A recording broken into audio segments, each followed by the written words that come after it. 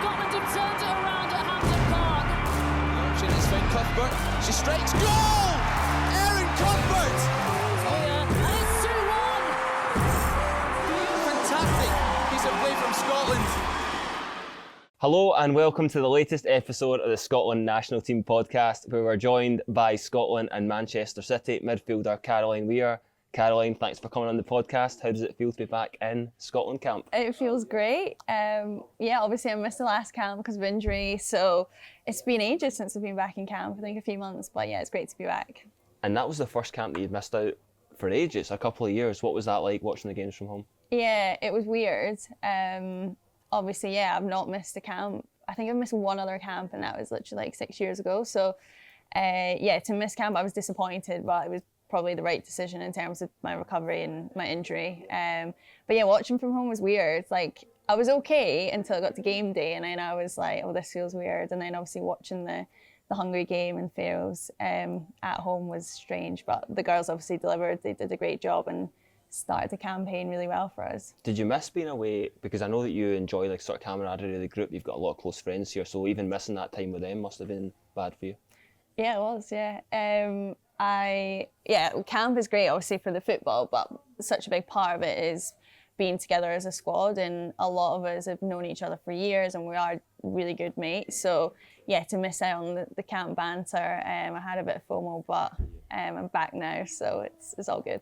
And the first time working under Pedro Martinez Losa, how have you found it so far? Yeah, it's been really good. I actually knew Pedro when he was at Arsenal about 6 years ago. So we have worked together before, but obviously international football is totally different.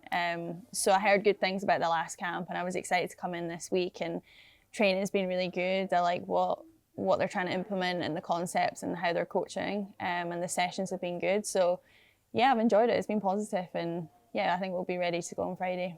And a lot's changed since you last worked under Pedro. How do you look back on your time under him? What was that like? What was that period of time like, and what was he like to deal with? Yeah, I think when I look back, I was like really young. So I think I've changed a lot since that time. I think at Arsenal, it was quite a hard learning experience for me, just because I moved away from home and I was on the bench a lot, and I was playing it with these great players in quite a tough environment. So I look back at Arsenal, and I don't regret any of it or would change any of it, because I learned so much and I grew up really fast. But I think it was just part of the process. When you're a young player, you kind of go through those things. So now coming out the other side, obviously, being at other clubs, being at international for a few years, I've obviously matured a little bit, and gained more experience. So I've changed a lot, and I'm sure he'll probably say that as well. And you're obviously coming into camp off the back of scoring another brilliant goal for City. You've gone viral again. What's it like when you see that sort of response? Because that one again just went nuts over Twitter. Yeah, I know. I was actually really surprised, because I think like the other goals that have obviously got attention have been in like a derby, a league game, kind of like a big occasion. But this was just like a Conti Cup game. Which, it shows how far the women's game has come as well, because even, these kind of games are getting a lot of attention, and goals like that with social media and everyone's paying attention, they do kind of attract, a lot of attention. So I was a bit surprised at that, because I didn't think it was like, the best goal, but... You didn't? Not really, no. Why? Well, I don't know, I just thought it was like a normal goal. But, so where's it ranking in terms of all the goals you've scored then? Because there's been a few obviously sort of high profile ones that have got a lot of attraction. Yeah, that one I think's, obviously I'll take it, because I hadn't scored in a while, so I was happy to score. But no, I think in terms of like my top goals, it's not up there for me. I think the obvious ones are probably, the derby goals, the Jamaica free kick. The chip? United. Yes, the little dink. They're probably my favourite ones. And as you mentioned, you obviously started your sort of career in England with Arsenal, but it's now progressed. You're with Man City. How have you been enjoying that? Because you've been there for a few years now. Yeah, I've been at Man City. This is my 4th season, so that's the longest time I've been at one club, which, it's quite a long time.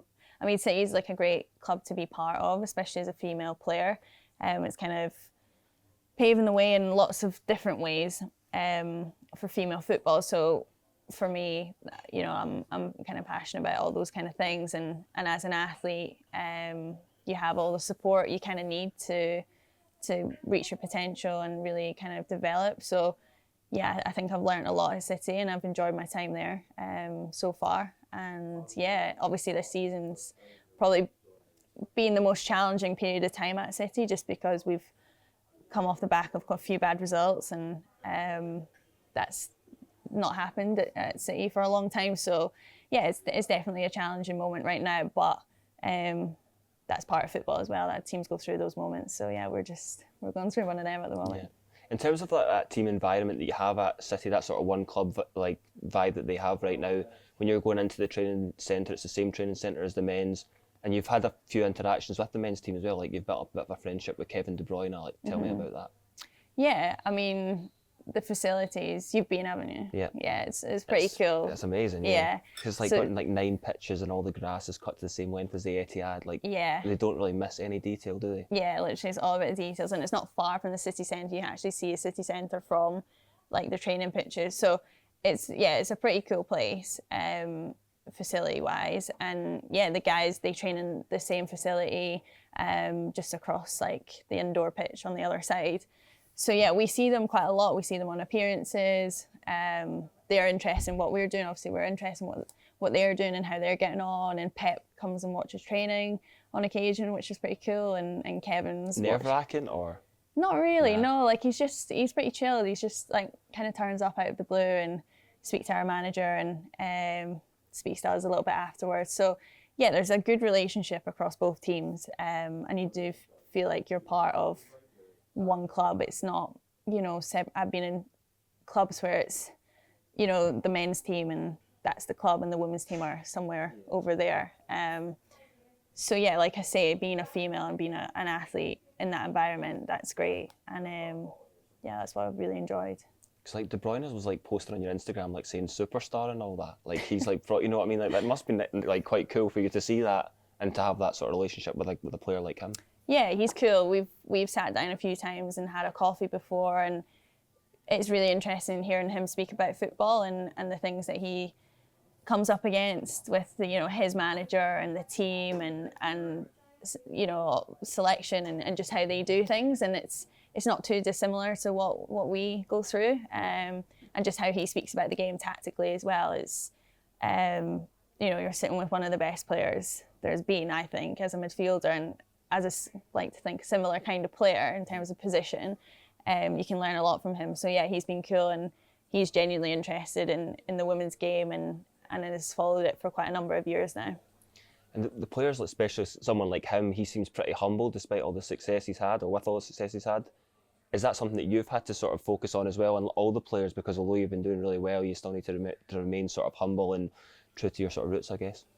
Yeah, absolutely. I mean, if anyone cannot be humble, it's probably him. He's achieved so much in the game, but like you say, you speak to him, he's just a normal guy. He just loves to play football, and he doesn't get kind of carried away with everything that comes with that in the men's game and you know, everything associated with that, which for us, it's slightly different. We're not quite on that same platform that the men's football has at the moment. It's obviously all going in the right direction, but yeah, I mean, you have to remember where, as much as I'm training at those facilities and playing for a massive club like Man City, you got to remember that was always a dream, and where you've kind of come from, and training with Hibs from the ages of 10 to 17, 18, you know, on Tuesday and Wednesday nights in the freezing cold, like you kind of can't forget how far the game has come and how fortunate we are to be in that position. And that's only because players have come and gone before us and grown the game, both in Scotland and down south, obviously in England. You spoke about your sort of, when you first started playing football, what are your earliest memories? So probably just like playing in the garden. I have 3 siblings, and my older sister and my younger brother were into football, so we would just be in the garden. Yeah, like kicking about. My dad was obviously into football, so weekends were yeah, like playing for the boys team. I played for a boys team when I was 5.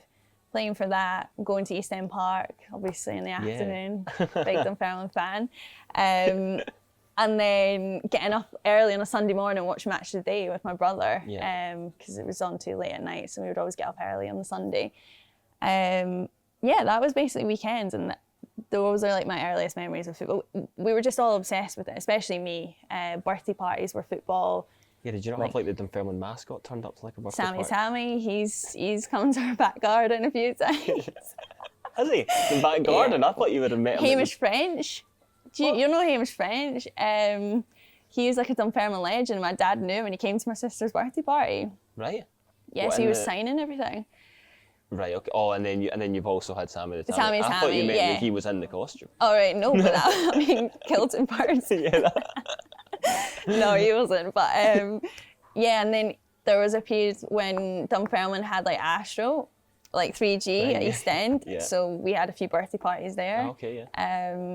Yeah. Loads of stuff like that. It was just, football was everything. And you know, what kit we wanted for Christmas, the Dunfermline kit, Scotland kit, whatever it was. Big Zidane fan. Massive Zinedine Zidane fan. That was my first ever proper kit, the all white Real Madrid with Zidane on the back. Football was just like everything growing up, especially the real young years, like 5 to like 10, 11. It was just all football. Because like pictures of you when you were younger, like part of the boys team playing at half-time at Dunfermline, like even at a young age, that must have been pretty cool for you. Yeah, like loads of things like that. And it was always just me, like, so my sister played a little bit until she was like in her teens, and then she kind of fell away from it. So we were used to being the only girls because she played for a boys team as well, and I was the same. So yeah, I was just always in, whether there was school tournaments, playing for the boys team, going on the pitch at East End. I was always the only girl in the team. And, you know, like looking back, never really thought too much of it. It was just normal. And my parents were really supportive of it. Other parents were pretty supportive of it as well. And that was just the way it was back then. I think it's different now, obviously, which is great. You know, girls can go and join girls' teams, and there's a lot more opportunities to play. Because if I was fortunate to have really supportive people around me, but there was a period when you get to like 11, 12, and it's a little bit more, not embarrassing, but you become a little bit more aware that you're the only girl. You're literally the only girl in like a tournament of like hundreds of boys. Is that what it was like? You were the only girl there? Yeah, like a lot of the time. I remember going to Hamilton to play like a national, like fives, like, do you remember like, like a national tournament, 5-a-side, primary school. I didn't play any sort of tournaments like you that. didn't? That's a surprise. Maybe, but not like, You don't get picked in the team? Nah, I don't think so. Nah, not good enough. Hamilton. So it was like, literally, I'd say like maybe 150 boys playing, loads of different schools from all over the country. And I would be the only girl there. And I know this is a story that's similar to loads of other girls. But what did that feel like when you were there? Well, it's fine. Like, it was okay, but you would hear the odd comment like, oh no, they've got a girl, like, we're going to beat them. Yeah. Or you have to go and get changed somewhere else and all that kind of thing. And were you the sort of best player in that team? Or, I know you want to try and be humble, but like, were you the best? I was like, I always played so I was like always one of the younger ones until I was like primary 7 or whatever. It must have been satisfying though, knowing that you're like the only girl, but you're obviously confident in your ability, so when you're going and people are questioning you. I think I must have liked it, and I think that's where my kind of determination came from quite an early age, and probably proving people wrong, because there was definitely a bit of that growing up, even just with my siblings and my brother, you know. We have such a competitive family, whether it was football or any sport. So yeah, I do think that has kind of shaped me into becoming like an athlete now. Yeah.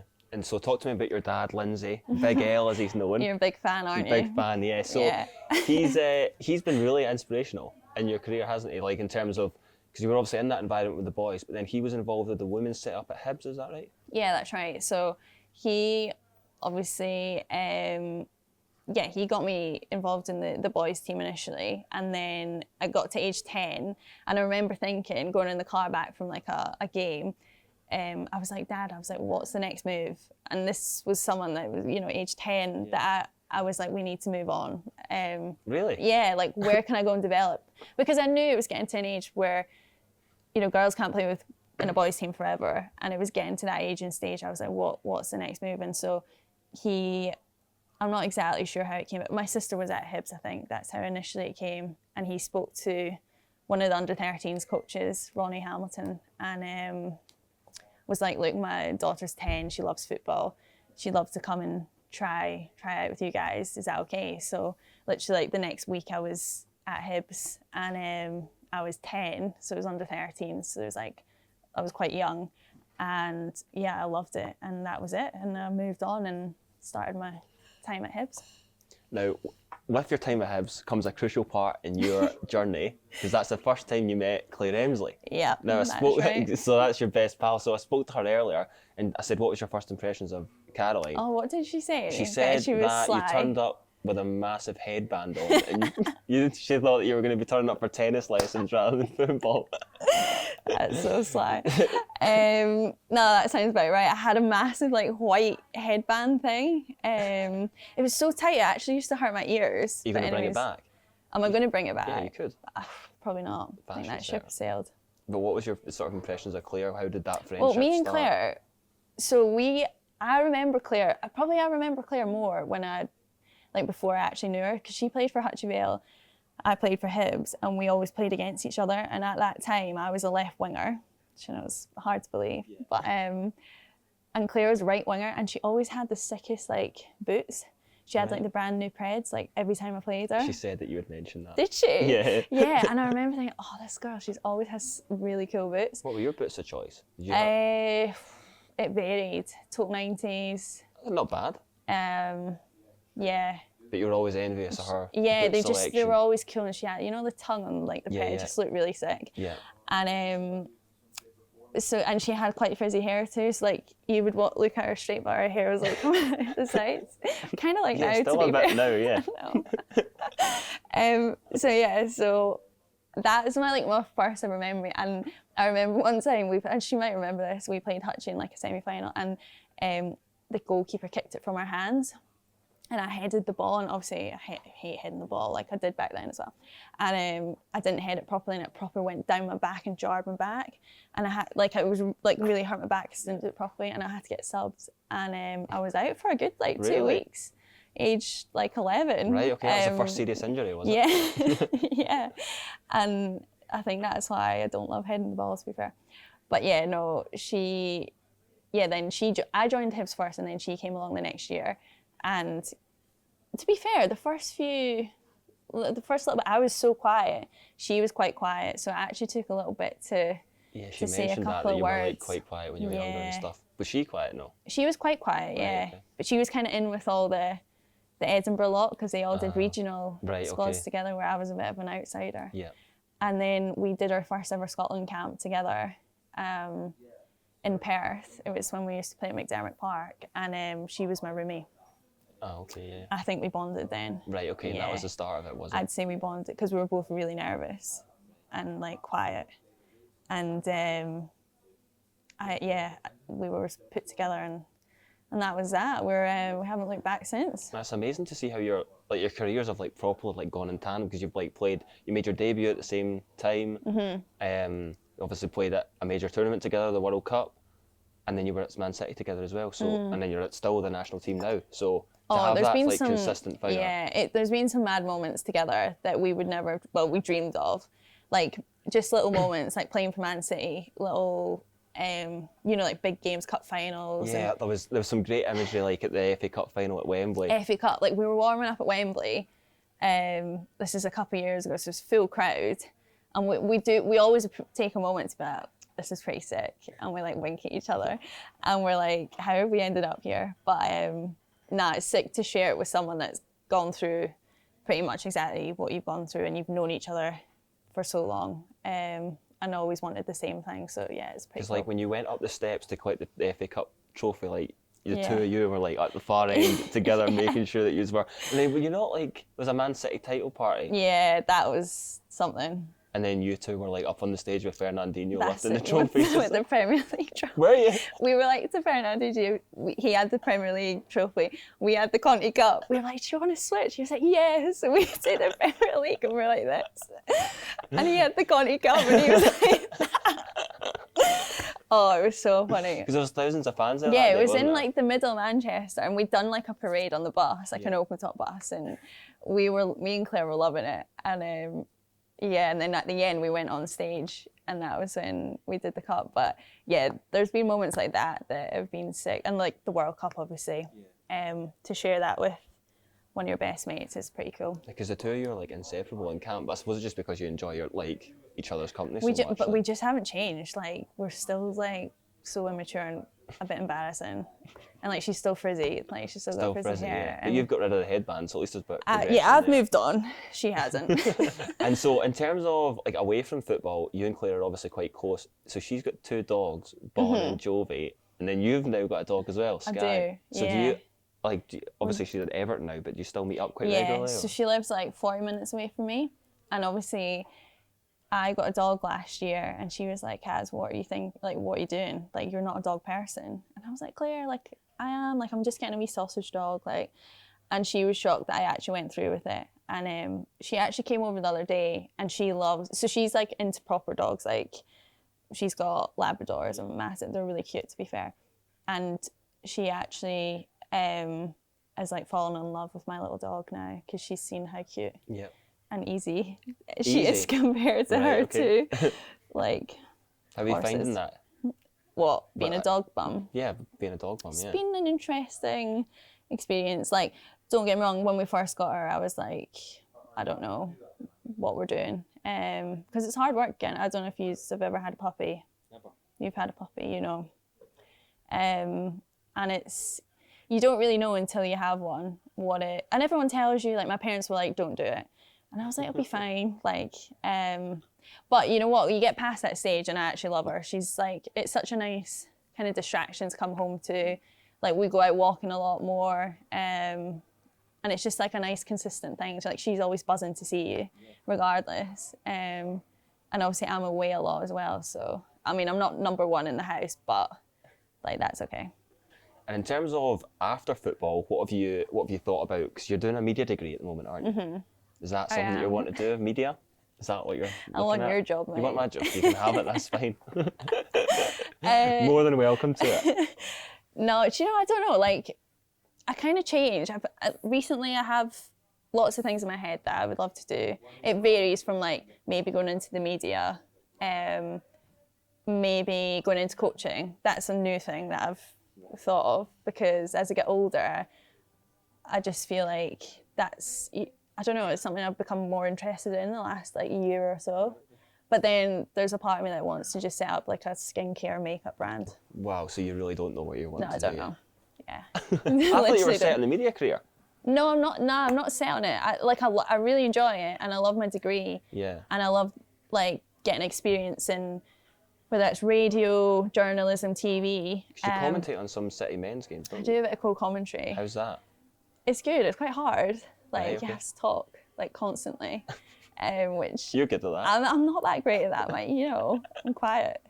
But yeah, it's good experience. It's good to practice, and just like I like to have like a view of lots of different things. Well, definitely. So you can either go into media or skincare. Yeah. So those are the two avenues. I would love like a makeup brand. Like that's my thing that I actually am really into. Like, which people might not know that, but I like that side of. It's not so much side of football, but just I don't know. It's just something that I enjoy and developed over time.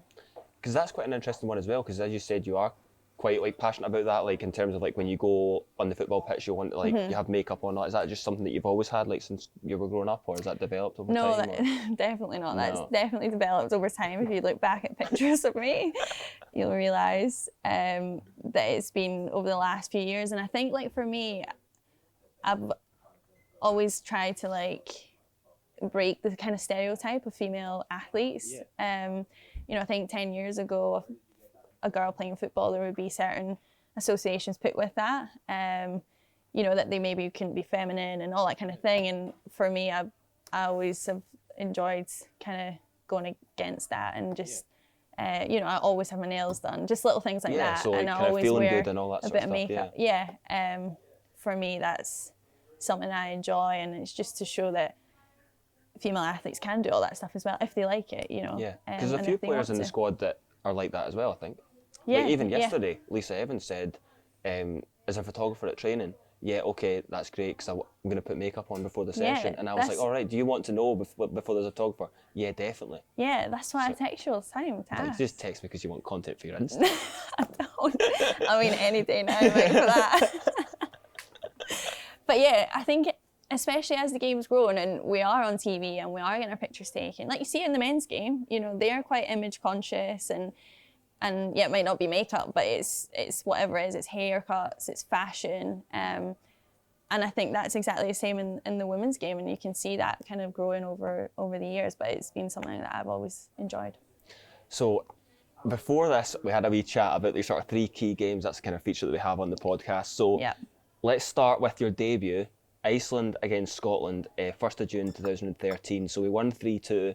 Special, obviously, because it was your debut. Was. But unique because you were at school at the time. And also, was, yeah. as I spoke about Claire Emslie, it was her debut as well, wasn't it? Yeah, so yeah, we should. Yeah, do you know what? We shared our debut together, and we had to do a speech after as well. Joint speech? Or Yeah, so me, Claire, and Siobhan Hunter, we all got our first caps on the same day, and so the thing back then, actually, it's kind of died off now, but yeah, I feel like we should bring it back. You had to make a speech of like what it meant to you and all that kind of thing in front of the whole squad and staff. And obviously, new into squad, that's quite an intimidating thing to do. But yeah, Siobhan spoke first, said like a really nice thing about everything. Claire added to that, and it got to me, and I was just like, oh yeah, like just what they said really, as in. So I didn't actually say anything, but it went down well. I got a few laughs, and I was like, cool. So that was that. But yeah, we shared our first game together, and I was in school. Yeah. So. Yeah. So what was that like? That's mad. So Yeah. what, you sixth or 5th year? I was in 6th year. Right. Okay. About to leave school. And then what? You get the call. So I was. Yeah. So. Who did they call? Did they call you at that time or? Yeah, they called me. So Were you in school? I think I was on study leave. Right. Do you know? Because it was like June. Yeah, so yeah. Oh, okay, I think yeah, I'd yeah. sat my like last exams maybe, or yeah, I must have finished my exams. Yeah. And I wasn't called up in the initial squad, but there'd been an injury or a pull out or whatever, and so they called me up, and literally that afternoon drove to Glasgow Airport, got on a flight to Iceland. 17. Yeah, I was about to turn 18, but 17, and You and Claire must have been buzzing. we were buzzing. And who did I share with? Jane Ross. Right. Okay. She was my roomie, and she's so nice. So like, it was pretty easy, and she was just like, always remember saying to me like, because I was buzzing because I was about to go on holiday as well. So yeah, within that 2-week period, I had left school, got my first cap, got my second cap 2 weeks later. In between times, gone to prom, and then after that, went to Magaluf on a girls' holiday. Wow. So quite a few weeks then. Yeah, it was. And then after that, moved down to Arsenal. So that all happened in like 3 weeks time. So that would be pretty mad. It was a lot, yeah. In terms of the game itself, what do you remember? Do you still have like big? Lindsay's got like a shrine, and he does. Don't say doesn't he? shrine. He It makes it is- sound weird. Yeah, but it is. It's weird. It is. And It's not that weird. But none of the other siblings feature in it. Well, do you know what? There was a kick-off about that in our household. Because it's like your top and all that is up there. But do you know the thing that my parents changed recently is they made a wall in the house because the other siblings weren't too happy about, you know, like shirts all over the place. And they were like, well, Caroline's not got a degree, which is true. Oh, harsh. I know you need to stick in at the media degree. I know, I need to finish it. So, yeah, they always say, oh, well, she's plays football, she's not got a degree. And they all have like 2 degrees each. So there's a wall in the house and it's everyone's graduation photos. And I'm not on it. So that was the first game that we've chosen. Second game, so you've gone from that, your debut, to then a major tournament, Euro 2017, Scotland against Spain, 1-0. And then The goal. And so you score the goal that gets our first win in a major tournament. What was that experience like? Do you know what? It's one of the worst goals I've ever scored. Do you remember it? I do, yeah. Yeah. And It took a deflection. it was a horrible. Aaron broke through. Kratos, like, flips flicked it over. flicked on, yeah. Erin goes in with the keeper, bounces back to me. I take a touch, pretty much have the whole goal to aim for. And then there's like a recovering defender on the line. I hit it right at her and it goes through her legs and it like scrapes in over the line. So Enjoyed the celebration though. celebrate, the pics are good from that. The only good pics that Only you've good delivered. picks, yeah. But that's you and because Chloe was there as well, and that's somebody that you're close Chloe, pals, yeah. The Euros was a cool experience. Obviously shared that more so with Chloe because we were roommates. And she's another one that we've grown up together, like through all the youth squads. So yeah, that was sick. And that game itself, it was hard because we got knocked out. But on the flip side, we'd won a game at the Euros. I'd scored at the Euros, and yeah, it was amazing to be at a major tournament. And a good experience for us going forward, which obviously led us on to bigger things. Yeah. And now I can't believe we're going to be speaking about this game, but the third game that we've chosen is Scotland against Argentina. Corsie and Erin have avoided it in previous podcasts, but you're going to go there. So 19th of June 2019. First of all, how did the experience at the World Cup, how was that different to the Euros? Well, for me, it was different because it wasn't my first major tournament. It definitely felt bigger because it was a World Cup. Yeah, so I think the Euros, I remember getting really quite nervous about it and thinking about that first game for a long time before it. It was against England as well, and it went the way it went. So I took a lot from the Euros, and just also the disappointment of actually being really close to getting out of the group stages, because although we had like a few bad results, we actually only needed one goal in the end to get through. If we'd scored a second in that Spain game, we'd have That's gone through, it. yeah. So I remember thinking, don't worry too much about the first game, for example, and just because it was against England, so we knew it was going to be tough, and it was you just have to focus on each game individually. So yeah, I feel like I learned a lot, but the World Cup itself was definitely on a different level. We had a good squad. I think we had maybe a stronger squad going into that, just in terms of people being in more experience and being in good places in their career in terms of ages and fitness wise and like you say, experience. So yeah, I felt like we were in a good place going into it.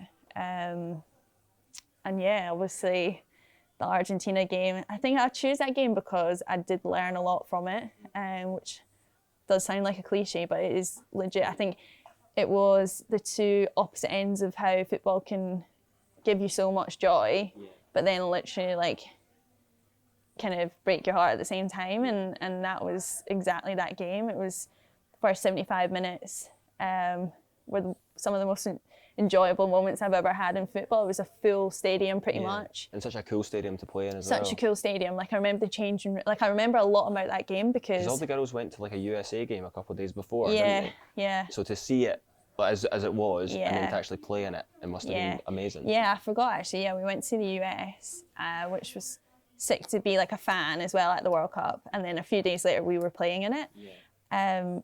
So that was a cool experience. But yeah, that stadium itself, the changing room, the setup, the pitch, everything about it was like perfect for us. And we knew we had a tough task. We had to win 3-0, I think, or 2. No, it was to do with the goal difference. So we had to score so I think quite a few. as long as we won, then we'd have a fighting chance going into the next. I think we had to win by 2. The next day, Something like that. Like there was a result the next day that we would all be waiting for. But if the more goals we scored, the more likely. The better. Yeah. So when we were sitting at 3-0, we're going. We're pretty much. This was it. Yeah. I think if we stayed at 3-0, we would have gone through. Yeah. Yeah, definitely. So yeah, the first 75 minutes, 3-0 up, me and Claire winking at each other on the left wing, like doing step overs, doing 1-2s, like we're back at Hibs. And then very quickly we were back down to earth. Because before we get to that, you said like earlier about how in the national anthems, like your brother, like does he always tries to bam you up during the anthems? Stitch, yeah. So like when I can see him in the stand, it's not good because he just tries to make me laugh. And that game I remember so well. He just does like weird things just to try and get in my head and make me laugh. And like I shouldn't look at him, but I can't help it because it is quite funny. So that game, I remember I could see my mum, him, and my dad all in a row, and he was really making me laugh that game for the anthems. So yeah, I forgot about that, but I remember when we were speaking about it. so he'll be buzzing with that mention. But yeah, Is he coming to the game on Friday? he's not. No. So you're Only gonna turns miss up out the on big that. games. Does he? Yeah. No, he doesn't live here anymore. So after the first 75 minutes going great, Mm-hmm. and then so we conceded one goal, then conceded another. What are you thinking at that point? Oh, I'm thinking this doesn't look good. Yeah. It was mad as well because of the goals, the way they went in. You know, there was some questionable decisions in terms Yeah. of refereeing. Were you aware of that at the time? Because obviously in the lead up to the third goal, we were making a sub, and I think they Yeah, take there a was a free free kick. kick. Yeah, It they was take a- a free kick as Fiona Brown's coming on the pitch. Yeah. Like, were you aware of that at the time? Or? No, I wasn't, but I watched it back and I was fuming at it because it's so obvious. And that's not the rule. Like, you wait until that, because she was literally going over to the opposite as a fullback yeah. or She was I think defending on that side. a that they were defender, going, wide yeah. free kick. So that is unfortunate, obviously. And then I think as well with the penalty, again, the whole emotional side of that game was crazy because we concede a penalty, Lee saves it. So within that, we're like, oh my gosh. And then we're like, oh wow, we're actually going to do it. Like, surely we're going to do it because Lee saved a penalty. And then it gets gets brought back. And yeah, I just couldn't believe what I genuinely remember was standing on the pitch thinking, what is going on? I could not believe what was happening. It was crazy. And yeah, that was that. And it took a lot of, obviously the squad, personally, it took a lot out of me. I couldn't watch much more of the World Cup. Because as well, they changed the rules, didn't they, the next day? Yeah. So it was just, yeah, there was like a few bits that were tough to take in that game. But at the same time, yeah, I feel like we learned a lot. Yeah. And that is the game at like the highest level. It can happen, so it can be quite cruel. In terms of like the media scrutiny on that as well, because it was so high profile, like there was a lot of people watching that. How did you sort of deal with that sort of media scrutiny for the World Cup as well? Because it was a step up, I think, from what had been before. I mean, I personally don't bother too much about what is said. So like, I'll come off Twitter quite. Yeah, that's a an lot. interesting point. So Yeah. like during like major tournaments, you'll just deactivate Twitter, or what do you do? Yeah, I'll just delete the app. So I still obviously have my account, but I can live without Twitter. Like I'm not really on it that What much. about Insta?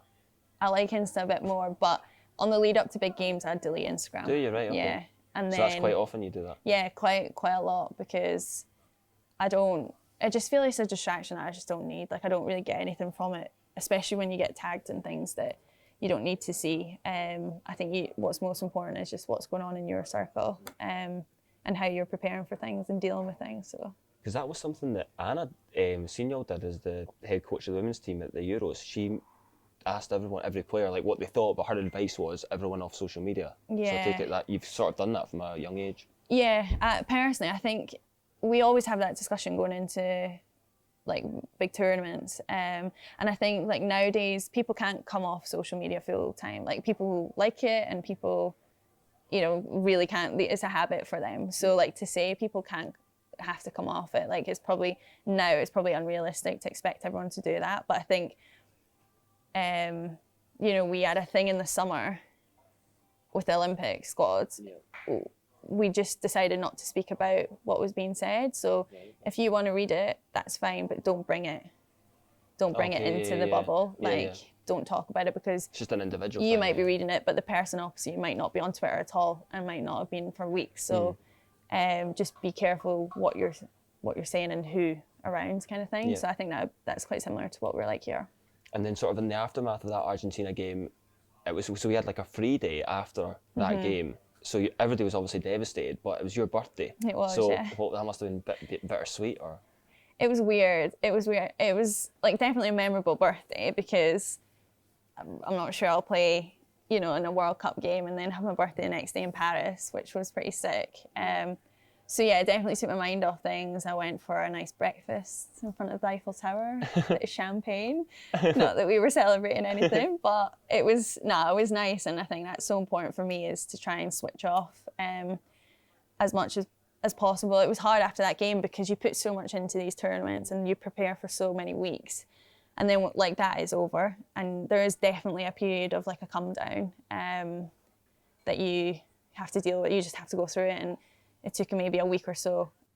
In terms of the aftermath of that game then, obviously you had your birthday the next day, but it was such a heartbreaking end to the tournament after such an intense build-up. Did that take you a while to recover from that? Or? Yeah, I think that was the hardest moment I've had up until that point. I've had other ones since, but for me, because the way it all unraveled and like you say, you have such a build-up and it's so exciting, and the media presence was so much bigger, and your whole family comes out and you've got the fans coming out, and that was the first time for us at a World Cup. It was huge and it was such a career highlight, but it was also so difficult when, the way it all kind of finished, and it was, at the end of the day, we only played 3 games, and it's a group stage, and that's it. Yeah, you've put like, not even just the camps leading up to it, but the whole year you're thinking about a World Cup, hopefully being selected and playing in. So it's definitely, I think, the emotional toll it takes, major tournaments, is more than the physical, and it takes a while to get over, especially that one did. But yeah, I just had to get on holiday and chill out. Yeah, because you mentioned that there about the build up to it. It was really intense. Like I remember we were away in January in La Manga, then away for the Algarve Cup, and then away in April again, and we beat Brazil, and then Jamaica. So that really was a full-on year. And then, as you say, the tournaments, I suppose this is probably what you've learned when you've been at the tournaments, is that they are so short. Like the game, once you have the first game, the second one's just like a couple of days later, and then the third. So yeah, it's mad. Like literally within 10 days, your time can be over. And like you say, we spent 6 months preparing for that moment. So I think going forward, it's just about being better and getting out the group, which would be nice. But yeah, that's just part of the process. And for us, we haven't reached many tournaments, and we've reached a Euros and a World Cup now, and so it's still quite new to us. And you see those teams that qualify for World Cups each time, and Euros and Olympics and whatever it is, and we're not quite at that level, but we also have a lot of experience in the team now. So it's about how can we build on those experiences and come back better. Obviously right now we can't even think that far ahead. We've got massive qualifiers to play. So yeah, but it's about kind of using the experiences like the Argentina game, and obviously the disappointment of not qualifying for the Euros, and channeling it into being better and making sure we don't have to go through those kind of things again. Yeah.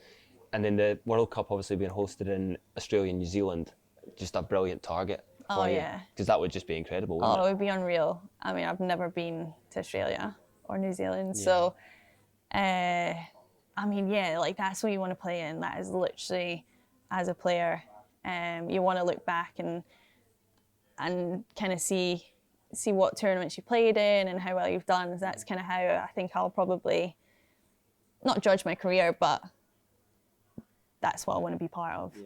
And I think we're good enough to be there. Obviously, we've got the campaign to go, but yeah, I think as well, having been at those tournaments, now you get a taste for it and realise just how good it is. Like the Euros next year is going to be tough because we've been there before and we know what it's like, and now to watch on from the side, not being there, that's going to be a lot harder than it was before, just because we know what it's going to be like. But yeah, Australia would be sick. Yeah, it would be. But in terms of you as a person, if you compare yourself from like 2017 at the Euros to now, it seems like you've taken on a bit more of a leadership role within the team. I suppose that probably is because you've played in all these big games. But how do you find that as a leader? Yeah, I think it's something that I'm starting to adapt to and something that I'm consciously trying to work on.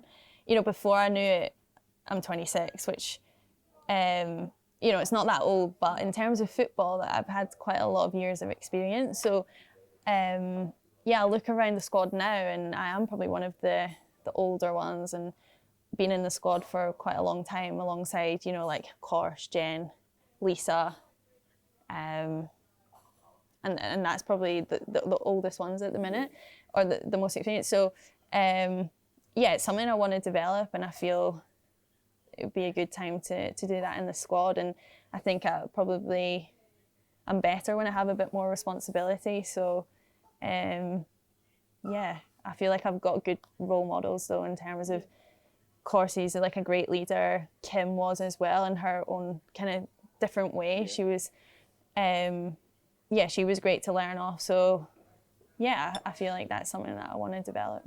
It's like even at the World Cup, I remember you saying about the Japan game. I think we were 1-0 down Yeah. at half time. So 1-0 down at the break, everyone's deathly silent in the changing room, trying to think what's going on. And you were the one that actually stepped up to say, right, we need to do this, we need to do that. So that was maybe a big moment for you as well in terms of sort of taking that responsibility in a moment where everybody was looking for a bit of guidance from the players and stuff. Yeah, and I think that's just something that, you know, for me, I think it comes from having two older sisters that used to like speak for me growing up. Like I was like really slow to talk, so my sister spoke for me. So I think I have a little bit of that in me now. Like if there's someone else around that can say what needs to be said, like I'll kind of just leave it to them. But as I get older, I'm like, no, like I need to push myself to kind of take that on and speak in the moments where it might be hard and kind of push myself to do that. So yeah, that was probably one of those moments. In the past, I maybe hadn't done that, but I think as well, when it's such a big moment like that, yeah, you have to find something from somewhere, and you can't just always look up to the older ones and in that changing room at that time, say, and expect them to do it all the time. Like everyone on the pitch, everyone in the squad has a right to say what they need to say, and the more leaders in the team, the more successful. So I think it's not just about the older ones or more experienced ones, it's about the younger ones coming through and them being comfortable enough to say what they want to say. So I think in this group we have a good balance, that we have good young players coming through that have the confidence to speak up as well. And I suppose it's about encouraging them to speak as well, to make sure that, as you say, they're not just spoken for, that you actually give them that avenue to talk and voice their views. Yeah, absolutely.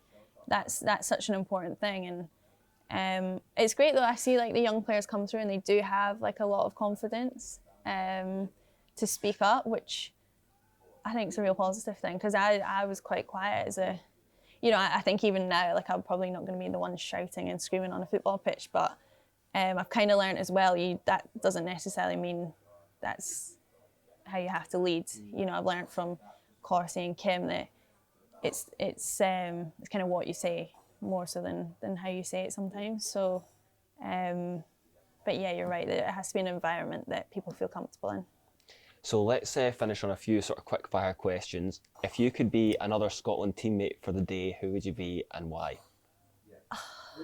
And I feel like we should take Claire Emslie out of this because we've spoken about her enough. I know how Claire thinks, so that would be boring. I think the obvious one's Erin, because Right? Why is that obvious? she comes out with some interesting stuff. Like she Give is us an example. It's just, I can't even, like, she just, I know what you mean, she is. she's funny. Like sometimes I'm just like, what are you on about? But we were actually saying at lunch, like, we'd like to be a fly on the wall sometimes with Ez, because she comes out with some belters, just funny like one-liners. We're like, where's that come from? But she's a good laugh. She's definitely one of a kind in this squad. What's the situation with was it the Crocs they've got or something? Oh, don't ask me. But Erin's got Well, a pair do or you know something. what? It was last camp and I missed out. Oh, do you So feel that's like... what they all get up to when I'm not here, and make know. little shoes for each other. And you weren't But to be included? fair, I've seen the shoe. I don't want to be involved in that. No, They're what is that all about? I don't know. It's like some inside joke that I'm not part of, but I'm not bothered or hurt by that. Now, in women's football, the stories of like things that are funny that happen in camp, and they're not really put out in the public. Like nobody really knows about that sort of stuff. But I mean, camp is like does have a good vibe. Like it's a good laugh. So It is. tell me about some of the sort of funny moments that you've had in your Scotland career, because it started in 2013, so you've been here a while. So How many years is that now? 8 years? yeah, Wow. which is Do you when know you think what? about it like that. Like it's- when Jane Ross, I shared with Jane Ross, and she said, she was like 25 at the time, and I was like 17, or she was like 24. And she was like, Kaka, she was like, just to let you know, like, enjoy being young because it passes really quickly. And I was like 17 thinking, all right, Jane-O, like, you're 24, that's ancient. So like, that's what all people at 24 say. But then I'm 26 now, and I was like, I always say this to Jane. I'm like, I remember my first camp when you said, enjoy it because it goes so quickly. And she was right. But remember, you always said something about you can have fun until you're 25, and then 25 is a cut off. so that's so now you're 26, and what's happening? Oh, it's all game downhill from over. here. Yeah. Why? That is, I kind of do live by that. Do you? But that's Kinda. no. But that's such a negative mindset, because then you're only 25 years in, and that's you thinking that the But I best part say of cut your off for certain things. in terms of what? You know, I just at 25, like you kind of just have to be a little Settle bit more down a bit. together. Right, okay. Not necessarily settle down, because that sounds very boring, but like just like there's not, you can't, yeah, you know about that. Yeah, you just like can't make excuses all the time for stuff like. But in saying that, your athletic peak comes at 27. Does it? As a female athlete. See, so that So then it's your actually- 25 mantra isn't right then. For certain things, it is. Like, yeah. No, like just maybe, yeah. I feel like at 25, you just have to mature a little bit, like off the pitch, not necessarily around football, but and then as well physically, you have to start taking care of yourself a bit more. Have you found that? Yeah, I would say like I'm 26 now. I'd say the last 2 years. I think as well I've been exposed to high performance environments like City and yeah, obviously and with the summer as well. I feel like that was a real high level stuff in terms of like recovery and nutrition and all that kind You of thing. never go anywhere without a bottle of water. Always. So To be fair, that's been since I was like 16. is it? Is that the one? Is that you've always had that? This one? isn't the water bottle I've had since I was 16 Oh, I was wondering else, but because it looks way nice. Yeah, Um, but you've always had a water bottle since you were 16. always like Why? well, do you know, because when we were young, like on education camps with Scotland, they always banged on about hydration and always have a water bottle, and you'd go into meetings and you'd always have to have a water bottle, and I take it literally everywhere because I hate being like dehydrated. Right. Okay. In the car, like everywhere, I always have this bottle. Right. It's actually quite a nuisance because I have to carry it Yeah. everywhere. But it's just something that you've got, and so and in terms Always. Same as Claire, to be fair, we compare water bottles. of that sounds That's very pretty boring. We are quite, yeah, that's what I'm saying. We're over 25. So we're as soon as you boring. start to get to 25, that's the sort of stuff Yeah, you speak about. yeah. We're talking about gardens the other day. how Gardens. Oh. She thought she was getting scammed actually, because she paid a deposit for a garden, and then she couldn't get hold of the people. Really? Yeah, I was gutted because Have they now got back we to were her? going to go on Rip Off Britain, but they got back to her. And what's your garden like? Well, it's a state right now. Needing work? You know what? Like we've got some nice bits going on, Right. Okay. but it's winter, eh? So it's Ah, okay. So leave it until the summer, and then. yeah. The summer was looking well. Right. So when you reach 25, you need to focus on your garden and compare water bottles Yeah, with your like- pals. Basically, that's actually not a bad summary. Right. Okay. Fair enough. Like buying garden furniture. Right. Okay. That's boring. Yeah, it sounds it. You don't pretend you've not been to. Not yet. Oh, Not soon. yet. Soon. Very soon. Yeah, that's happening soon. But also in terms of your nutrition, your performance, you're not a vegan, are you? No, Why are you laughing? I gave it a go for 2 weeks about 3 years ago. Couldn't do it. Why? Just I agree. Like for me, it just all became about like there was what you couldn't eat, what you can eat. It's a bit too restrictive for me. Like I can not eat certain things. But you, like your boyfriend's vegan, is that right? Vegetarian. Vegetarian, so you still. Oh, I like vegetarian meals. Like I'll happily eat vegetarian meals. Like, but I eat meat as well. Right. Okay. But I do think like I'm more switched on to the whole issues like environmental stuff with it all. Now, you're playing with that performance ring that's on your middle finger on your right hand. Like what is that? This. Yeah. So what is that? It is. It's called an aura ring. Right. And basically it's a performance tool. So what does it do? So like it tracks. I mean, I don't like the look of it, but I do have my nails done, so that's okay.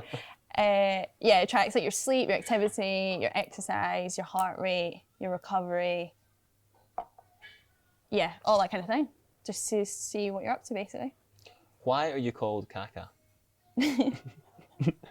That's a weird lead-in It is to a weird lead-in, but Well, this is what I got from it. When I was like 14, 15 training with the Hibs first team, there was a coach there called Jimmy. He was actually a really good coach. And I went in the first session, he started calling me Kaka. And I think it's after the Brazilian player. yeah, well, I would imagine so, yeah. Yeah. So and that's just stuck ever since, because like Yes, that is literally it's what you get called, It's quite a Scottish thing though. Down south it's Kaz. right? And they're all, but when I was at City with Jen, she called me Kaka and everyone was like, what? So then a couple of people clocked onto it. But Scotland camp, it's Kaka. Definitely Kaka. Yeah. Best piece of football memorabilia you have?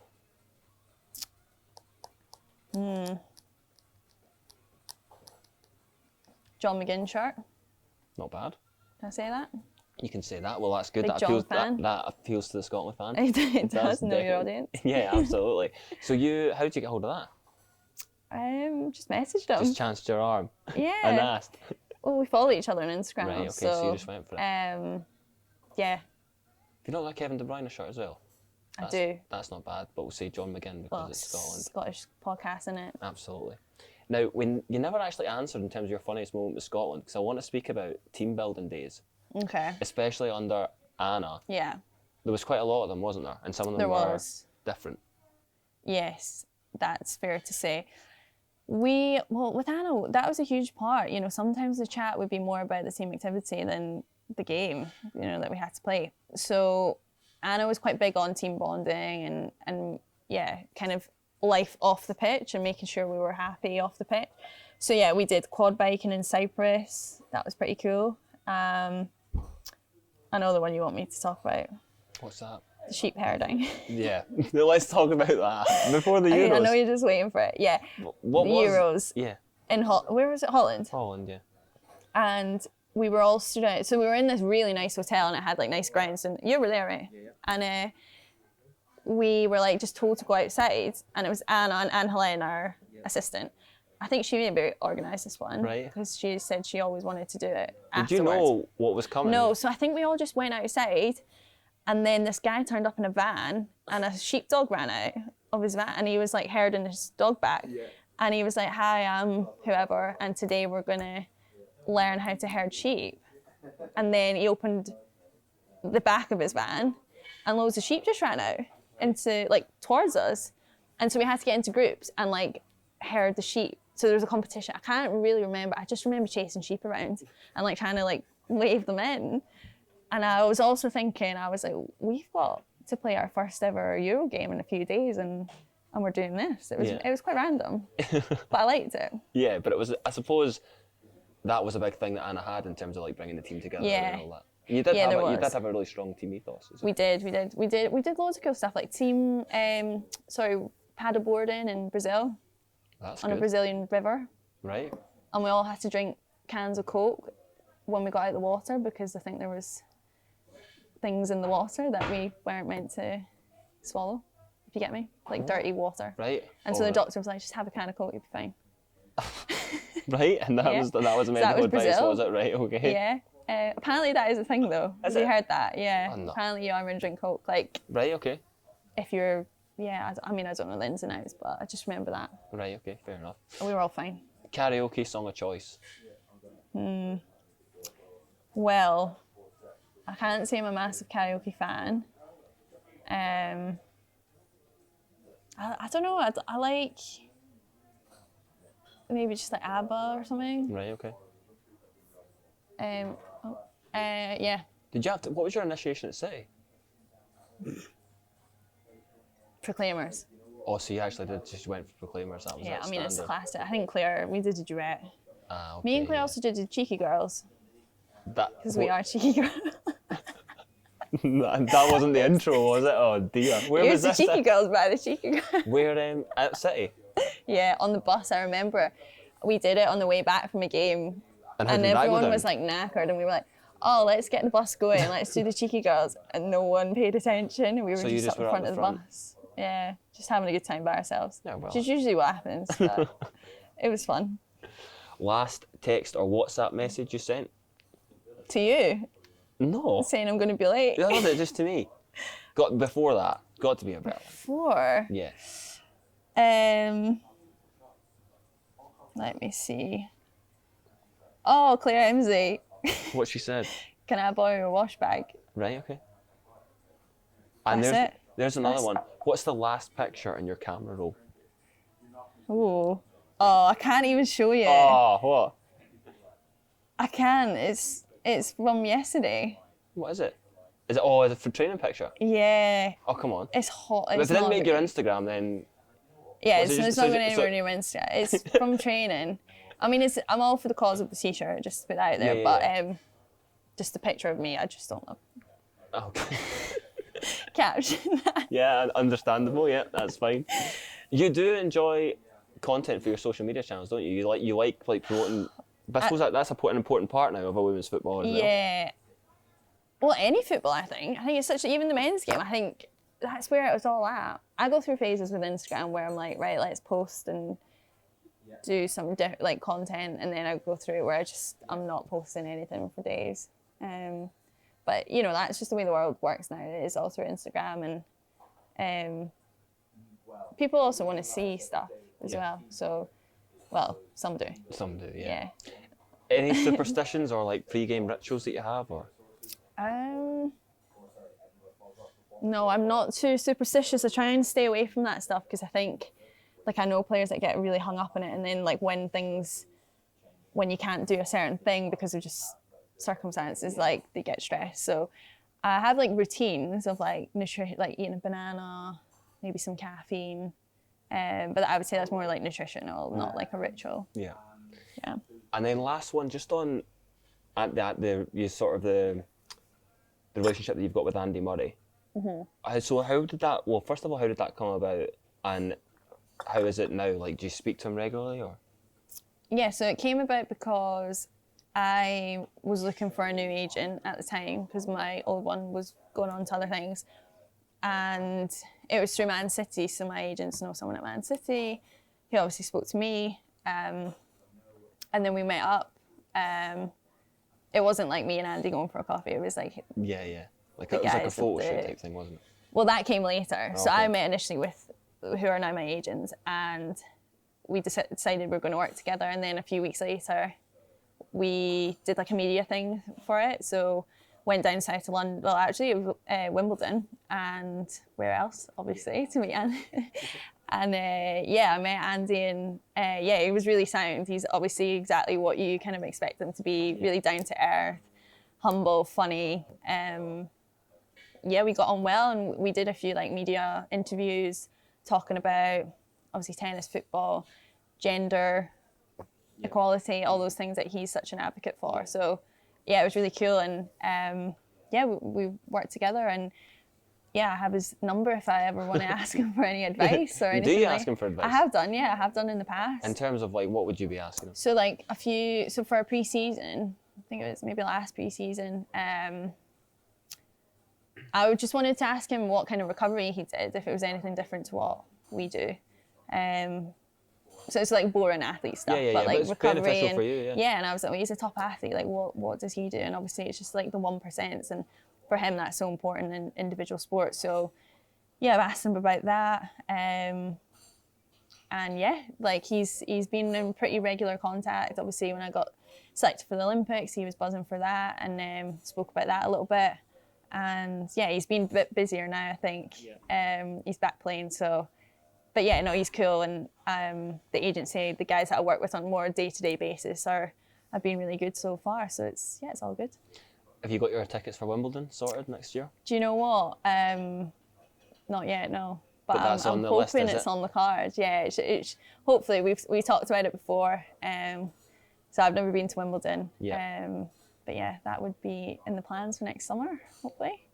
Brilliant. Well, we've covered a lot there, Caroline. Thanks a lot for joining us on the podcast, and all the best for the matches coming up. Thanks for having me.